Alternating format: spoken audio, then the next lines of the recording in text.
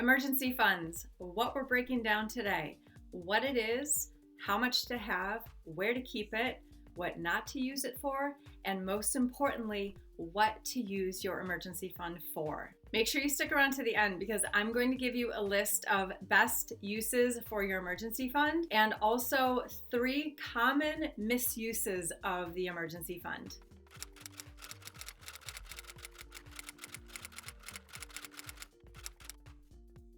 If you're new to my channel, this is where we talk about ways to improve your habits and behaviors with money. And all this month in March, we are talking about saving money, specifically today focusing on emergency funds. Please subscribe and give this video a big ol' like if you're obsessed with the idea of having your very own emergency fund. Here are the 3 general rules of thumb that I like to follow. Number 1, is it urgent? Number 2, is it necessary? And number 3, is it unexpected? Now, in a nutshell, if you have to ask, is this an emergency? Then it's probably not. But running your emergency through that filter of unexpected, necessary, and urgent, that can really help you determine whether or not it's time to go into your emergency fund. One of the ways that you can really tell if something is an emergency and you need to use your emergency fund is the urgency. Must you take care of this financial burden right now? Do you need the money today? Is this something that has to be taken care of immediately? And so if the answer is yes, then you might need to use your emergency fund. If the answer is no, then give yourself some time to save up the money elsewhere and leave your emergency fund intact. The name of the game here, you guys, is that it is for emergencies only. Necessary. Obviously, any use of your money that's going to come out of savings is going to feel necessary. However, a necessary vacation for your family may not fall under the emergency realm. Yeah, it's something you want to save for over time, but it's not an emergency because it is not urgent and it is not unexpected.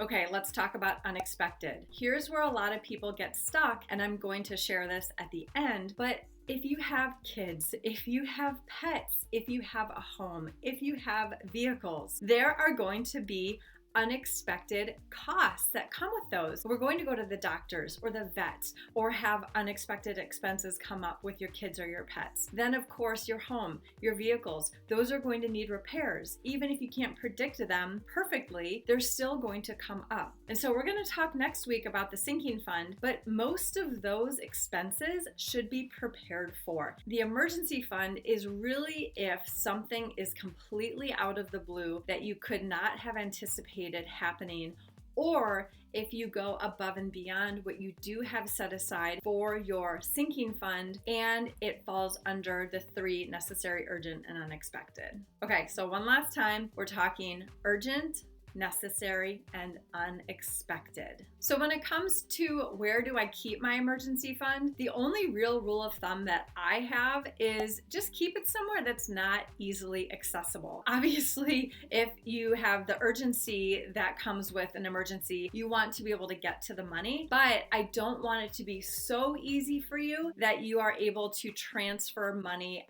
out of the emergency fund into your checking account really easily. Put it in an account at a bank that you don't normally use, or make sure that you don't have online banking access to your savings account, to your emergency fund, that it's not linked to your checking account, making it super easy to spend. If you want to keep it in cash on hand, that's totally fine. But if you're the kind of person who uses cash, if you have cash, maybe you should put it in the bank. How much money should be in your emergency fund? Oh my gosh, there is lots of hot debate about this one on the internet. I teach Dave Ramsey's baby steps. So baby step 1 is $1,000 in a starter emergency fund. But if you have seen any of my videos over the past year talking about emergency funds and saving and the pandemic, then you know that I want you to save a little bit more and a little bit more consistently, even as you're paying off debt. This doesn't necessarily mean a giant whopping emergency fund, but I do want you to also be saving in a sinking fund very thoughtfully, very focused, very intentionally. And so I'm going to talk more about that in next week's video.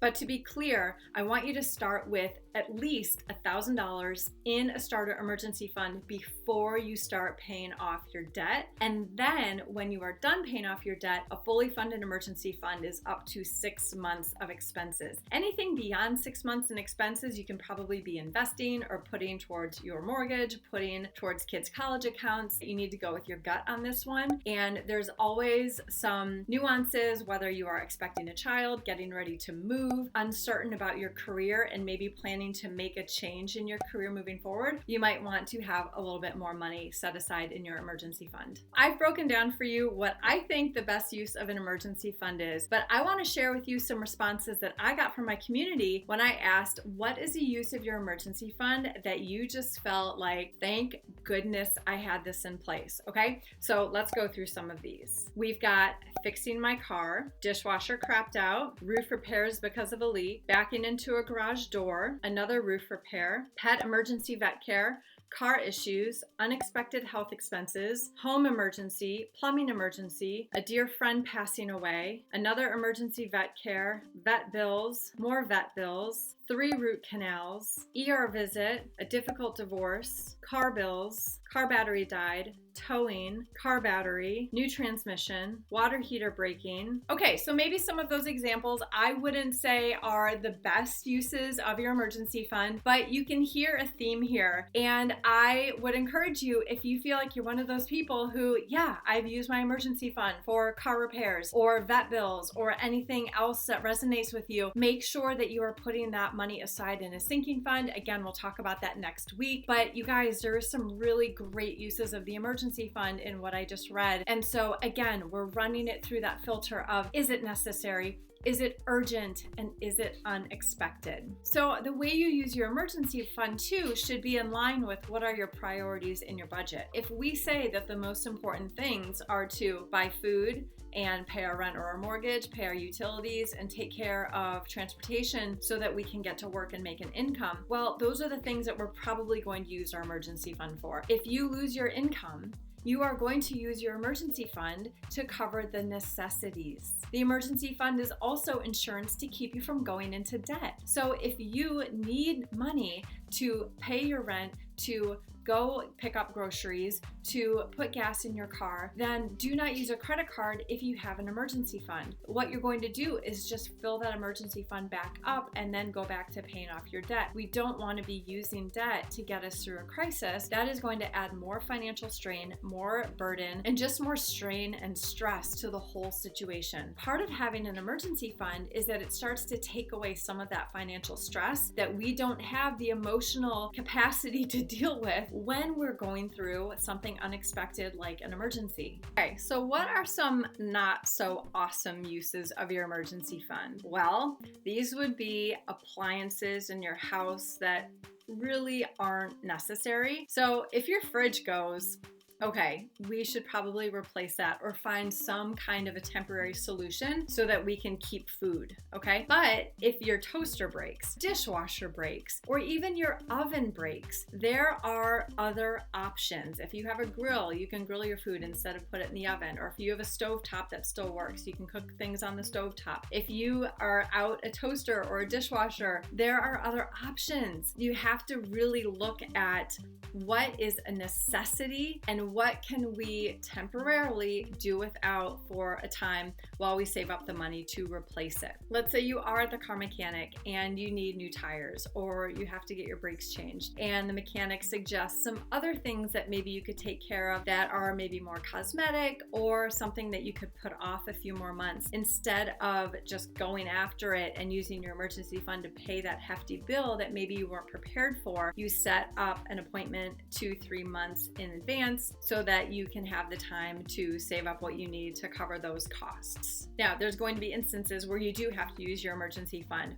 Awesome, use it, fill it right back up then. If you can start with, okay, let's take stock of where we are. What kinds of resources could we use from our monthly budget, from our cash flow plan right now so that we can avoid going straight to the emergency fund? Another excellent use of your emergency fund that I actually didn't see show up in my community is a loss of income. If your income is down temporarily and you have some necessities that need to get paid, like buy food or pay your rent, then using your emergency fund is warranted as well. And let me just be clear, when we're talking about emergency funds, your emergency emergency might be different from someone else's emergency. I love the example of a washing machine. So if you're, young and single and you have a washing machine in your apartment, but maybe there's a laundromat, down the block from you, and it's not really a big deal about getting your laundry done efficiently and quickly and, every few days, then your washer crapping out is not going to be a huge deal. But if you are a mother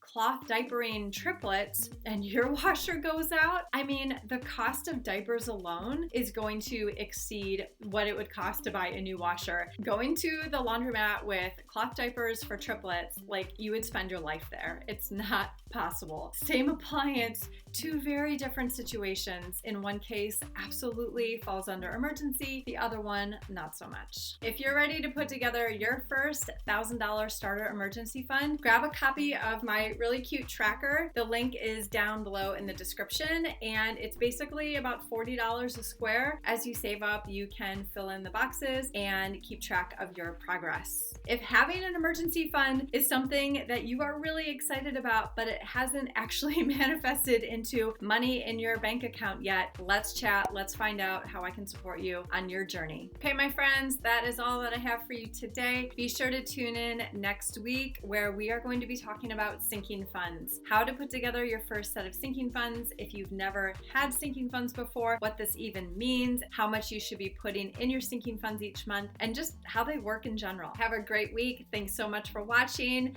Please subscribe if you haven't. Give this video a like if you enjoyed it, and I will see you next week.